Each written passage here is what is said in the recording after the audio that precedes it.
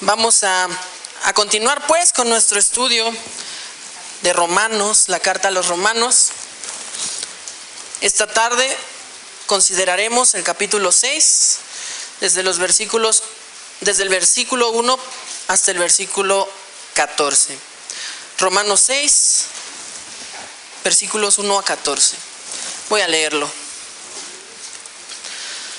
¿Qué pues diremos? ¿Perseveraremos en el pecado para que la gracia abunde? En ninguna manera. Porque los que hemos muerto al pecado, ¿cómo viviremos aún en él?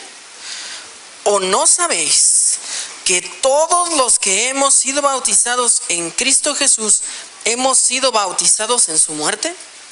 Porque somos sepultados juntamente con él para muerte por el bautismo, a fin de que como Cristo resucitó de los muertos por la gloria del Padre, así también nosotros andemos en vida nueva.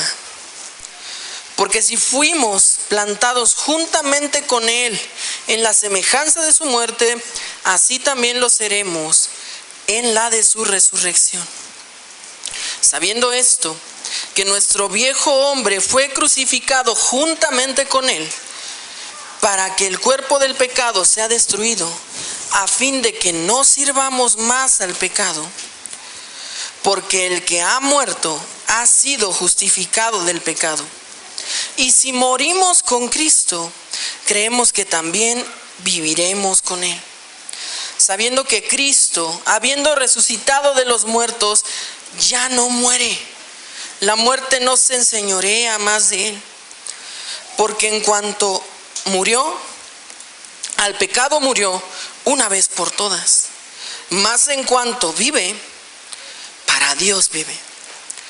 Así también vosotros consideraos muertos al pecado, pero vivos para Dios en Cristo Jesús nuestro Señor.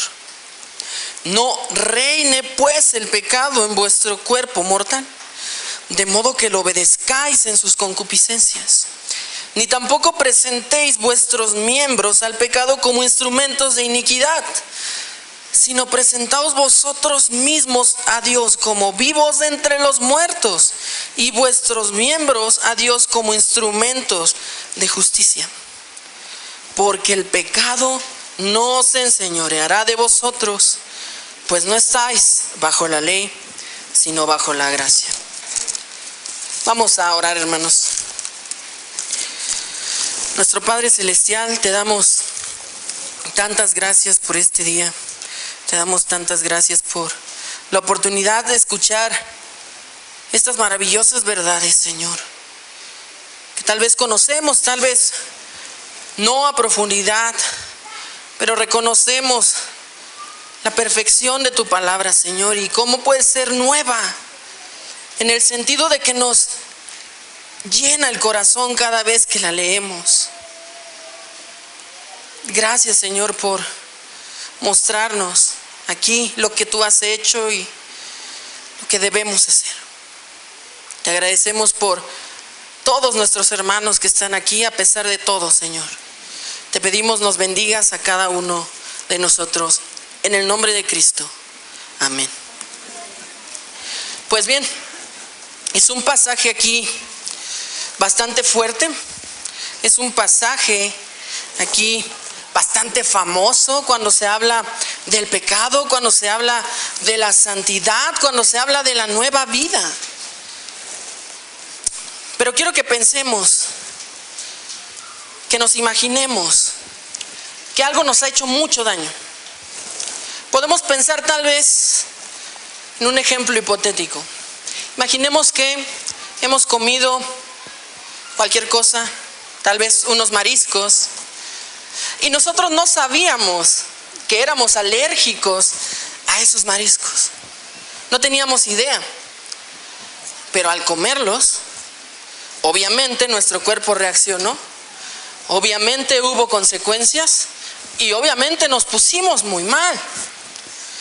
Y quiero que nos imaginemos esa escena donde casi morimos a causa de una intoxicación.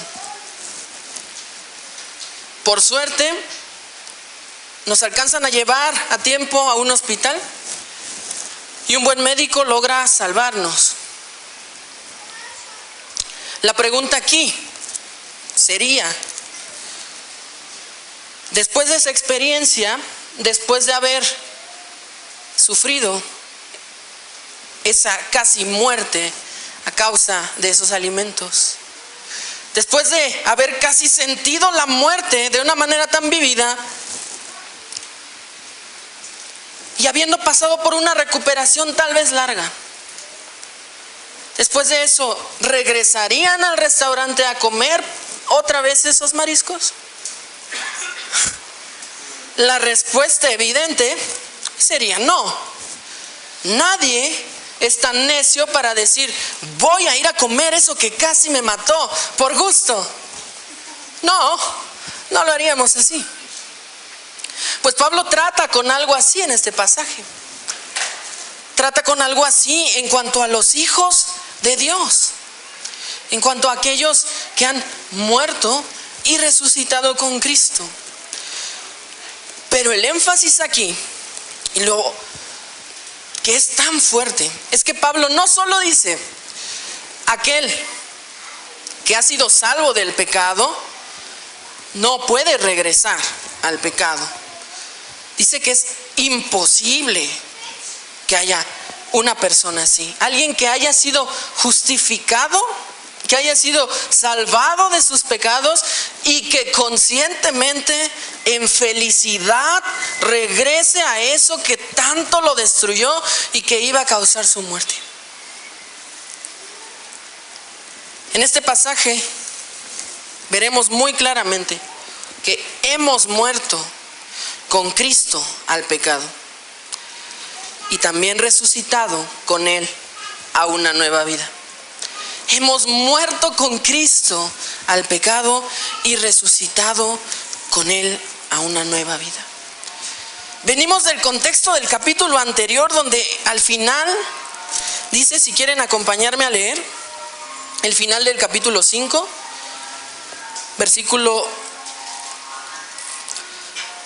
vamos a leer desde el versículo 19. Porque así como por la desobediencia de un hombre los muchos fueron constituidos pecadores, así también por la obediencia de uno los muchos serán constituidos justos. Pero la ley se introdujo para que el pecado abundase, mas cuando el pecado abundó, sobreabundó la gracia, para que así como el pecado reinó para muerte, así también la gracia reine para la justicia, para vida eterna mediante Jesucristo nuestro Señor. Y Pablo luego capta que va a ser lo siguiente, porque acabamos de leer que dice, donde el pecado abunda, sobreabunda la gracia. Pues, oye, vamos a pecar, todos. Si así sobreabunda la gracia, todos vamos en esa dirección. ¿Es bueno, no? Pues no. Dice Pablo y se antecede. ¿Qué pues diremos? ¿Perseveraremos en el pecado para que la gracia abunde?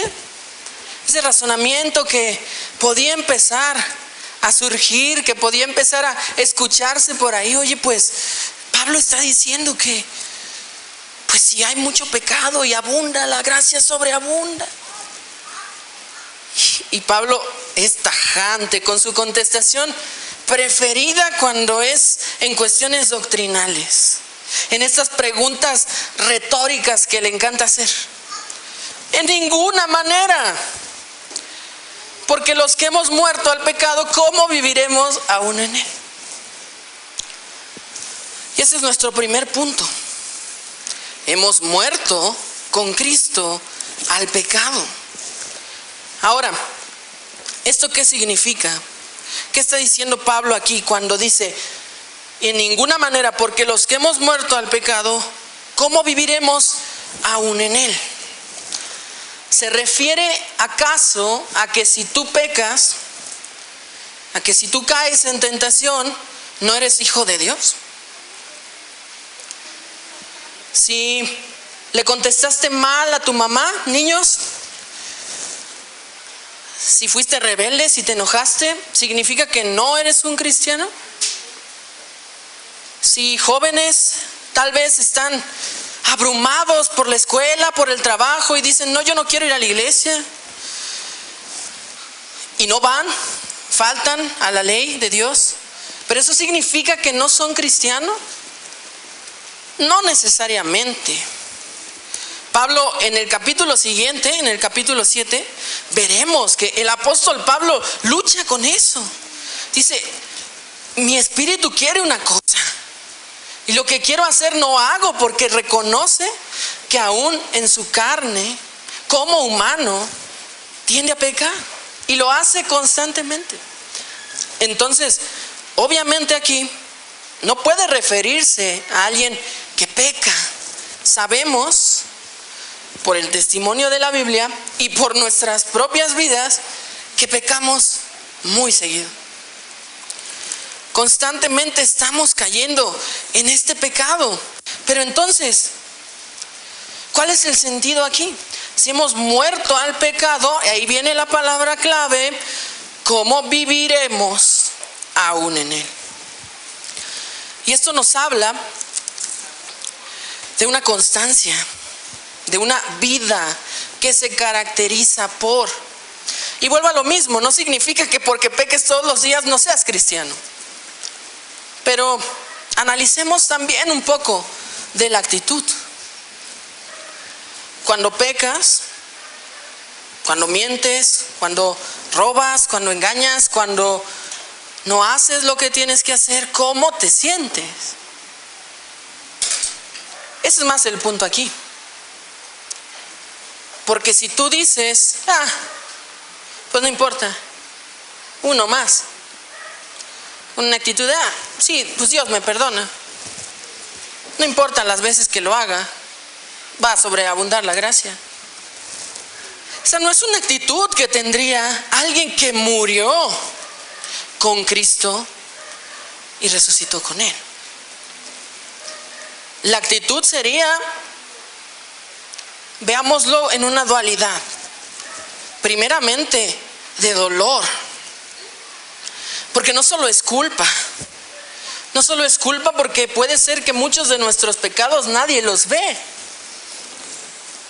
No solo es culpa y remordimiento por, ya quedé mal con el hermano, ya vio cómo reacciono, ya vio que le levanté la voz. No es ese tipo de remordimiento. No habla aquí de eso. Es un dolor, es un pesar. Como hemos visto, Pablo ha ido construyendo el argumento de, en ti no hay nada, tú no puedes hacer nada, no importa si eres gentil, si eres judío, no importa lo que hagas externamente, incluso destrozó, entre comillas, los símbolos, ¿no? La circuncisión.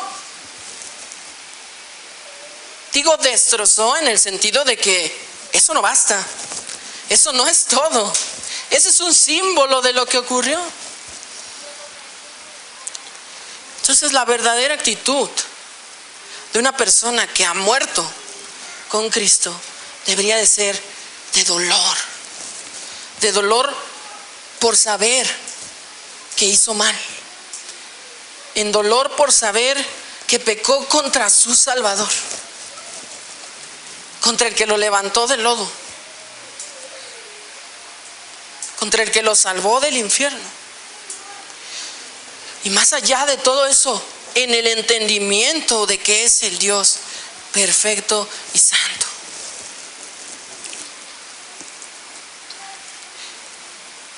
Dice en el versículo 3, ¿o no sabéis que todos los que hemos sido bautizados en Cristo Jesús, hemos sido bautizados en su muerte? ¿Y a qué se refiere aquí? Hemos sido bautizados, y recordamos que el bautismo como tal es un símbolo de lo que ocurrió. Es decir, Pablo aquí dice, persona que ha sido justificada por Dios, es decir, que has sido bautizado, que has recibido el símbolo de la justificación. Tú, persona salva, hija de Dios, ¿me dices que puedes actuar en esta manera? de vivir constantemente en tus pecados, disfrutándolos sin pensar en Dios, sin pensar en lo que estás transgrediendo? Y vuelvo a lo mismo, porque este no es un pasaje de condenación para nada para los hijos de Dios. Si tú estás aquí el día de hoy y dices, como está en nuestro texto, yo soy muerto y resucitado con Cristo, soy su hijo, lo que debería hacer este pasaje sí es confrontarte, pero también darte mucho ánimo. Muchas veces se han acercado personas a mí y han dicho, es que yo no puedo ser cristiano porque peco. Y lo dicen con una expresión de tanto dolor y de tanto verdadero arrepentimiento que en algunas ocasiones les he dicho, ahí están tus frutos. Una persona que no es regenerada y que no es salva y que no es muerta con Cristo, no podría pensar así. En realidad sería algo que le da lo mismo. Uno más para la colección. Al fin que Cristo murió. No.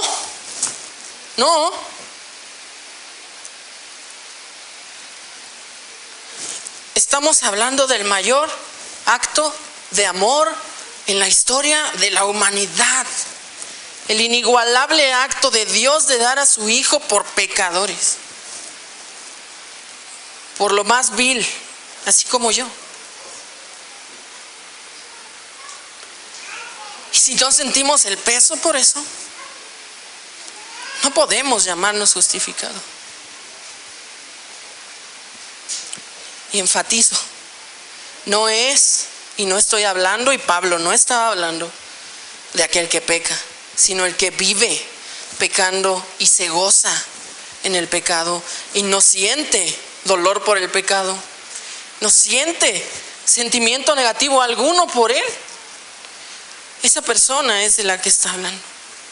Y el versículo 4 nos dice, porque somos sepultados juntamente con él para muerte por el bautismo, a fin de que como Cristo resucitó de los muertos para la gloria del Padre, así también nosotros andemos en vida nueva.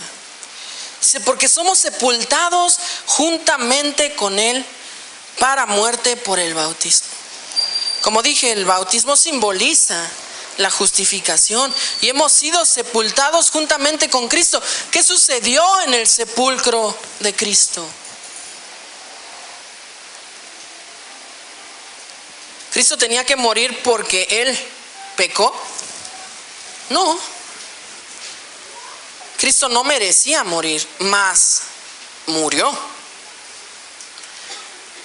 ¿Qué sucedió? Que cargó con todos nuestros pecados. Él cargó cada uno de ellos. El versículo 5 nos dice, porque si fuimos plantados juntamente con él en la semejanza de su muerte, así también lo seremos en la de su resurrección. Y creo que hay otra traducción que puede ayudarnos a entender un poquito mejor lo que este versículo está diciendo. Dice el mismo versículo 5, porque si hemos sido unidos con él en una muerte como la suya, seremos ciertamente unidos a él en una resurrección como la suya. Entonces, si legítimamente habemos muerto con Cristo, como Cristo murió, y después hemos sido resucitados con él, deberíamos vivir como vive Cristo. Si somos muertos con él, en su mismo sepulcro, en su misma muerte, y resucitados en la misma manera, ¿por qué habríamos de actuar en una manera diferente a él? No tiene sentido.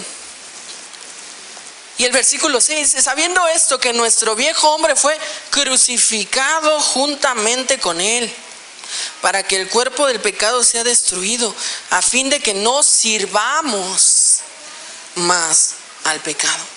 Y aquí tenemos otra clave para entender este argumento. Primeramente, es tajante con lo que dice. El hombre, nuestro viejo hombre fue crucificado juntamente con él. Fue muerto totalmente con él. La vieja naturaleza esclavizada al pecado murió. Y esta es clave a fin de que no sirvamos más al pecado. Ese sirvamos en este contexto habla obviamente del contexto de el esclavo. De la relación amo-siervo, amo-esclavo. Alguien que no tiene opción a obedecer, que tiene que obedecer a fuerzas, no es de que quiera. Así era nuestra relación con el pecado. Es a fuerzas tienes que obedecer al pecado, porque tu naturaleza es absolutamente de pecado, hasta que está crucificada con Cristo. Y ahí el viejo hombre ya no está. Ya no tiene esa potestad de vencer. Versículo 7, porque el que ha muerto ha sido justificado del pecado. Punto final, ahí. Dice Pablo, ¿no? A eso se refiere con donde abunda el pecado, sobreabunda la gracia. A eso se refiere. El que ha muerto ha sido justificado del pecado completamente.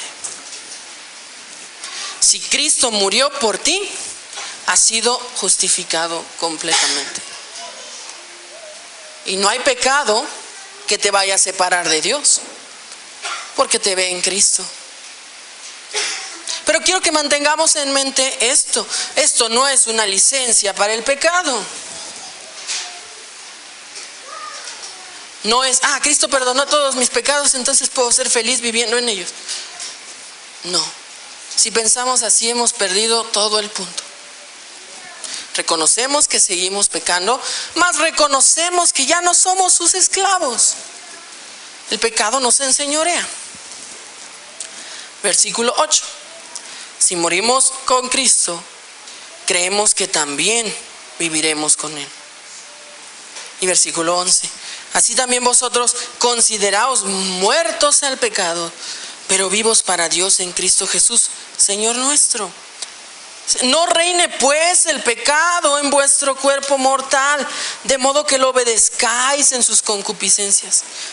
Ni tampoco presentéis vuestros miembros al pecado como instrumentos de iniquidad. Aquí es muy práctico. Dice, no reine pues el pecado en vuestro cuerpo mortal, de modo que lo obedezcáis en sus concupiscencias. Reconocemos que caemos y que podemos ser tentados a veces muy fácilmente.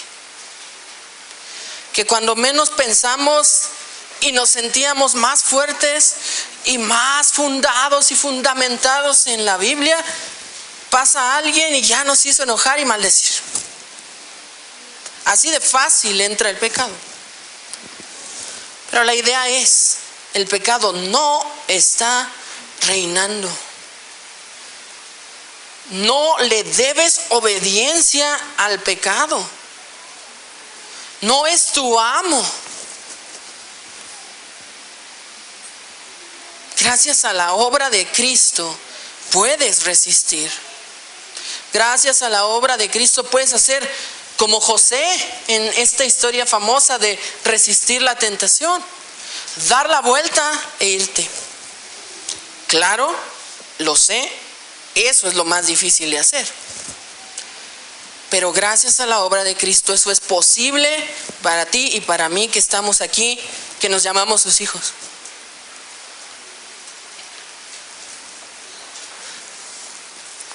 Que no nos condenemos a nosotros mismos cuando Dios no lo ha hecho, pero que sintamos el peso del pecado y que demos gracias a Dios de que no nos esclaviza. de que si bien pareciera a veces que estamos peor que cuando no éramos cristianos, pareciera, ¿verdad? Pero es porque también nos damos más cuenta de qué es lo que ofende y no ofende a Dios. Es cuestión de la actitud, y la actitud no me refiero a algo que tú puedas formar en tu cabeza, el carácter que tú puedas crear o no. Me refiero a la actitud que viene de la nueva naturaleza, esa que es sobrenatural, que normal y naturalmente no podríamos tener. Porque lo natural es, como dice el versículo 13, presentar nuestros miembros al pecado. Eso es lo natural para nosotros. Y el primerito, la lengua. Tantito nos hacen y ya se quiere soltar. Nuestras manos, nuestros pies, cualquier parte de nuestro cuerpo, nuestros oídos. La realidad es que lo natural es prestar nuestros miembros como instrumentos al pecado.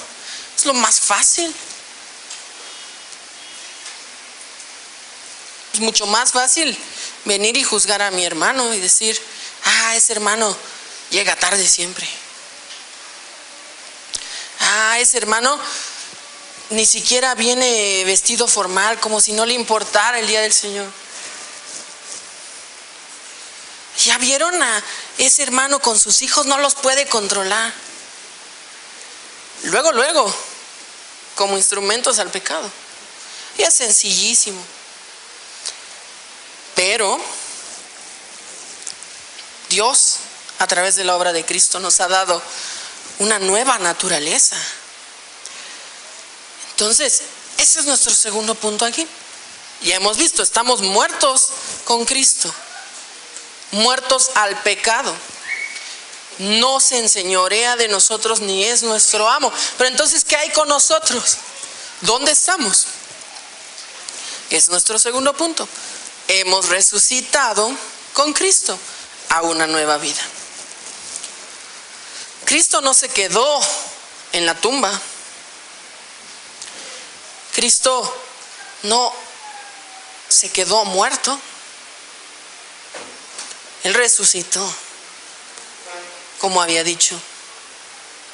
Y toda la gloria fue a Dios. Cristo, dice la Escritura, a través de su muerte, a través de su sacrificio, los que somos salvos, los que somos justificados, somos nuevas criaturas, completamente. Decía un canto que era recurrente en los cursos de verano aquí, decía, las cosas viejas pasaron y todas las cosas son hechas nuevas, una nueva criatura yo soy. Y habla de cada aspecto de tu vida, de tu cuerpo, de tu mente. Habla de cada área de tu vida, de cada relación que tienes con cualquier persona. Aún, como veíamos en la prédica de hace un rato con nuestro hermano Pablo, aún tus enemigos, aún los que no te caen tan bien, aún los que te han agraviado. Tu naturaleza ha cambiado completamente. Has muerto y ahora resucitado a una nueva vida con Cristo. Sabemos que en la resurrección de Cristo y posteriormente en su ascensión, la obra fue culminada. Fue la salvación y la redención completadas. Cristo dio toda la gloria a Dios con su obra y está sentado a la diestra de Dios Padre, intercediendo por nosotros. No, Cristo está ahí sentado, nada más. Está intercediendo por nosotros. Y esa nueva vida la tenemos ya. Ya estamos en esa nueva etapa en donde las cadenas del pecado han sido rotas, en donde puedes mirarle a la cara y decirle no. ¿Es difícil? Sí, lo más difícil. Hay remanentes de pecado, pero nuestra naturaleza ya no es así. ¿Y saben qué? Esperamos el día glorioso donde ya no haya remanente, donde ya no haya un ¿puedo pecar o no puedo pecar? Donde la respuesta al pecado, si existiera, porque no existirá, siempre sería no. El pecado será borrado absolutamente. Pero vivimos confiados en eso. Nuestra esperanza no se basa en lo que tenemos, lo que podemos hacer, lo que podemos vivir, para nada. Nuestra esperanza se basa en esta nueva vida que tenemos en Cristo. ¿Y cómo vivimos entonces? Ya sabemos que hemos tenido una nueva vida, sabemos el gozo que esto nos causa. Pero ¿cómo vivimos entonces? En el versículo 6 dice: sabiendo esto, que nuestro viejo hombre fue crucificado juntamente con él, para que el cuerpo del pecado sea destruido, a fin de que no sirvamos más al pecado. No sirvamos más al pecado. Si tenemos ahora la decisión de no pecar, en el sentido en que no estamos esclavizados a él, que no se enseñorea de nosotros, entonces, ¿qué tenemos que hacer? Porque nuestro anhelo sería vencer y tener victoria en la mayor cantidad posible de veces que la tentación llega a nuestras vidas. Si no, no tendría sentido nuestra vida como cristiano. A veces puede escucharse muy banal decir: si en la semana peco 50 veces, voy a intentar que para la próxima sean 49. Pero la actitud de tratar y en total diligencia poner una afrenta al pecado es lo que se busca aquí. En total conciencia decir: me reconozco mi debilidad, reconozco que caigo demasiado fácil, pero también estoy firme y reconozco y me aferro a las verdades de que Dios a través de Cristo me salvó y puedo tener victoria ante el pecado. Sí puedo hacerlo en las fuerzas de Dios. Y eso es muy práctico. A veces caemos demasiado porque lo resistimos en nuestras propias fuerzas. Y la verdad es que de paciencia tenemos muy poca. Como les dije hace un rato, pasa alguien y te roza y ya te volteas casi buscando el pleito. No, te tocan tantito en el tráfico y ya volteas a ver a quién te le vas a cerrar. Sí, es verdad. Eso es verdad. A todos nos pasa. Pero que nos demos cuenta y que pongamos acción para no servirle al pecado. Sí caigo, sí soy débil, pero me voy a aferrar a tus fuerzas, Dios, porque en las mías no puedo. ¿Cómo nos aferramos a las fuerzas de Dios? Pues primeramente en la Escritura, en lo que nos dice la Escritura. La Escritura en incontables pasajes nos muestra cómo Dios está con su pueblo y está con sus hijos, aún en las pruebas más complicadas.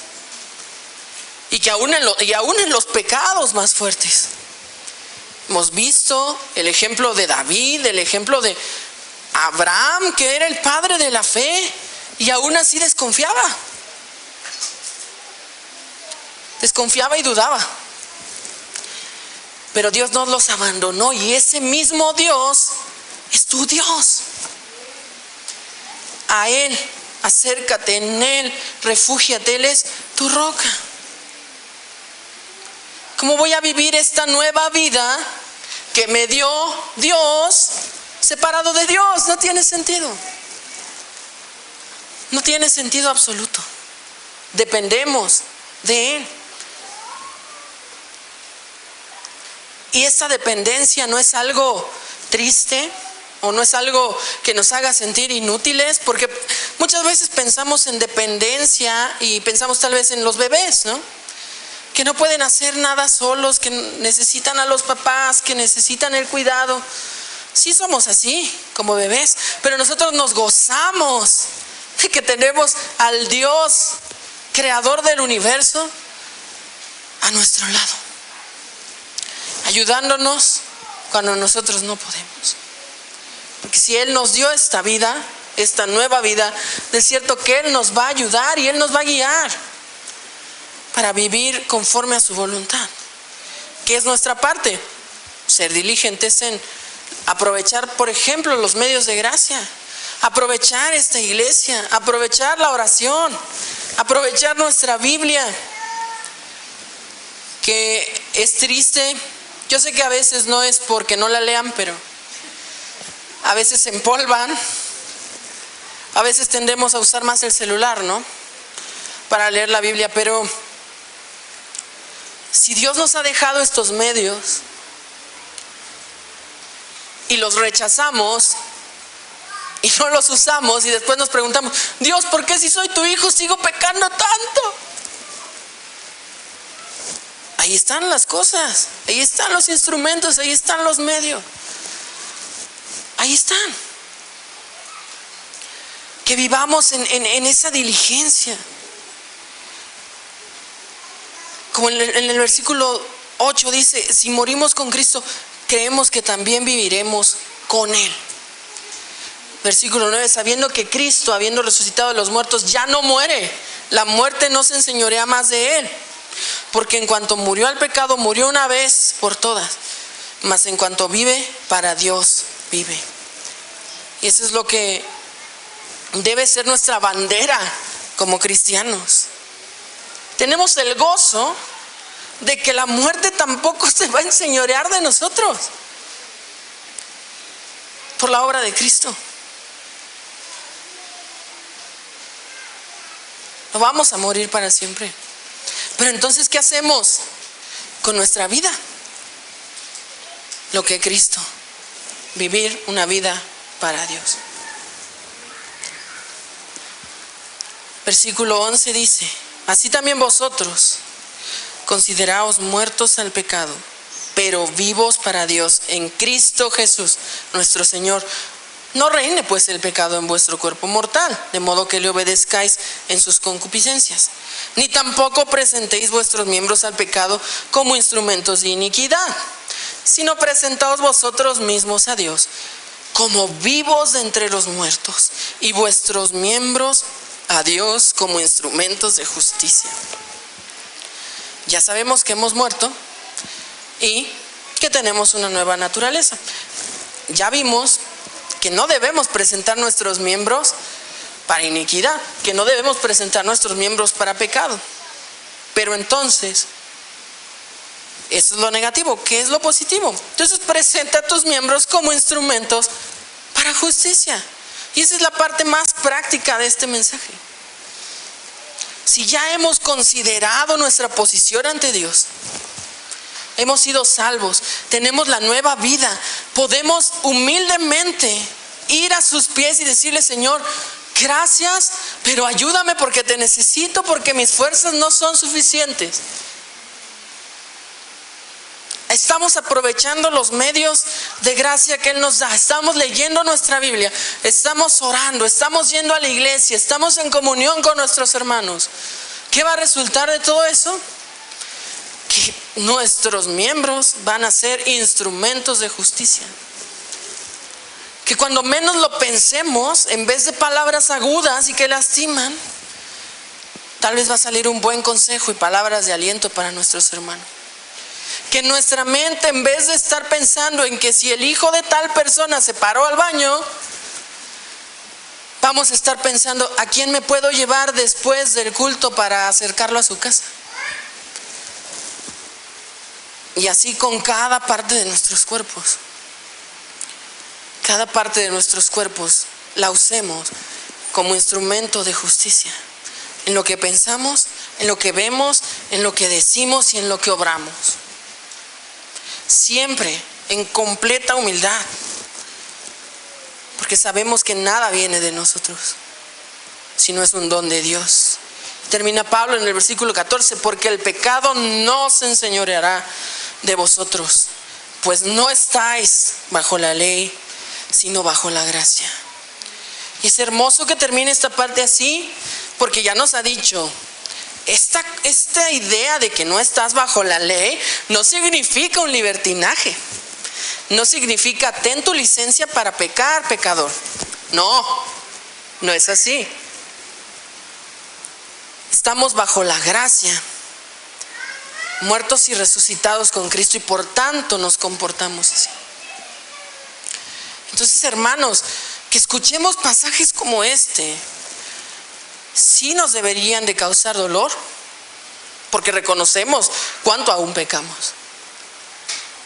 Pero nos debería de causar aún más gozo y más acción, más querer hacer las cosas. Porque si hemos sido capacitados para hacerlo, que busquemos hacerlo. Y si tal vez no sientes esto, en verdad nunca te has sentido así, en verdad sientes que el pecado sí se enseñorea de ti porque jamás le puedes decir que no. Y porque más allá de eso ni siquiera te importa ni te duele. Que no te importa quién dañas o si te dañas a ti mismo. Si nunca has pensado así, si nunca te ha dolido tu pecado y si nunca has tenido victoria, hay que analizarte. Tienes que analizarte tú a la luz de la palabra y decir, Señor, no siento esto, pero quiero sentirlo. E ir a sus pies, reconociendo el pecado que reina en ti. E ir a sus pies en creencia absoluta de lo que su Hijo Cristo hizo. Seguro y con certeza total de que Él te va a salvar. Porque si tú estás hoy aquí sin Cristo, sin su salvación, sin Dios, te digo, así estábamos nosotros que nos llamamos hijos de Dios. Y no somos mejores que tú. Somos igual de pecadores, pero redimidos y salvos por la gracia solamente de Dios. Y esa gracia Él la da, y esa salvación Él la da a todo aquel que cree. Entonces, si no tienes a Dios, cree en Él y arrepiéntete. Arrepiéntete de tus pecados y Él no te echará fuera. No te echará fuera. Y cuando Dios te salve, vive una vida así. Vive una vida para Dios, como muerto al pecado y resucitado a la nueva vida. No perfecto, porque no lo somos, pero con la actitud y el amor hacia Dios para progresar cada día hacia su voluntad. Vamos a orar, hermanos. Nuestro Padre Celestial, te damos gracias por tu palabra, por tus verdades, Señor, porque sabemos cuán pecadores somos, Señor. Antes de ser tus hijos y aún siéndolo, reconocemos cuán viles somos, Señor, pero te agradecemos. Porque si somos tus hijos, ahora podemos verlo. Y no solo verlo, Señor, sino ser afectados realmente por ello. Te pedimos que nos des victoria, Señor, pero no como algo mágico, sino como el resultado de nuestra obediencia a ti. El resultado de nuestra diligencia por vivir una vida que te agrade, Señor. Que seamos muy agradecidos contigo por todo lo que has hecho, por todo lo que nos has enseñado y por todo lo que nos perdonas, Señor, porque paciencia solo la que tú tienes. Gracias te damos por tu misericordia, por tu gracia y por tu amor. En el nombre de Cristo. Amén.